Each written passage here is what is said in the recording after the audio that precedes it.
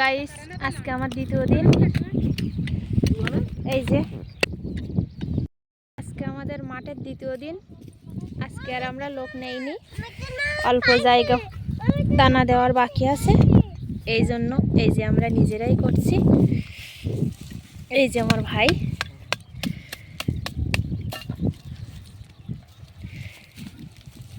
এই যে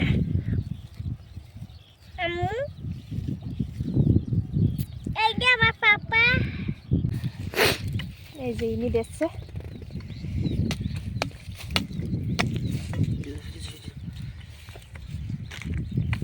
আজকে হলে মাঠে দানা দেওয়া কমপ্লিট হয়ে যাবে। আমার মাসিমা আসছে জৈব সার নিয়ে।